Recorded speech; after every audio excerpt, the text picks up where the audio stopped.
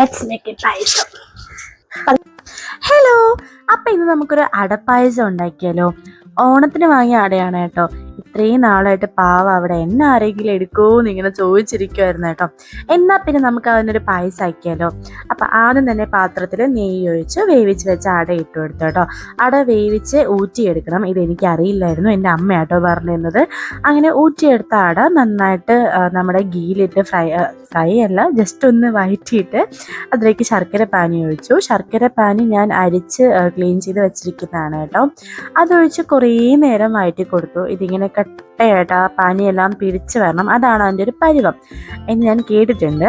പിന്നെ അതിലേക്ക് ഞാൻ രണ്ടാം പാലാണ് ഒഴിക്കുന്നത്. വെറുതെ മൂന്നാം പാലൊക്കെ ഒഴിച്ച് നമ്മൾ ഒത്തിരി നേരം നിൽക്കേണ്ട ആവശ്യമില്ല. ഡയറക്റ്റ്ലി ഞാൻ രണ്ടാം പാലാണ് ഒഴിക്കുന്നത്.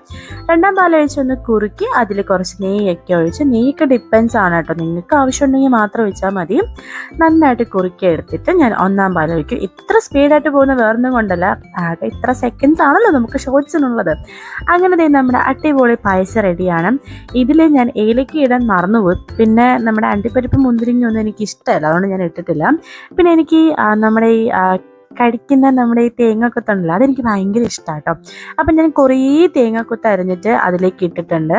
അതിങ്ങനെ ആ പായസത്തിൻ്റെ ഇടയ്ക്ക് ഇങ്ങനെ കടിക്കാൻ കിട്ടുന്ന എനിക്ക് ഭയങ്കര ടേസ്റ്റാണ്, എനിക്ക് ഭയങ്കര ഇഷ്ടമാണ് കേട്ടോ. അങ്ങനെ ഫൈനലി നമ്മുടെ സിമ്പിൾ അടപ്പായസം ഇവിടെ റെഡിയാണ്. ഇത് എൻ്റെ ഒരു രീതിയാണ് കേട്ടോ, നിങ്ങൾക്കിത് ഇങ്ങനെ തന്നെയാണോ എന്ന് എനിക്കറിയില്ല. എന്തായാലും പായസം നല്ല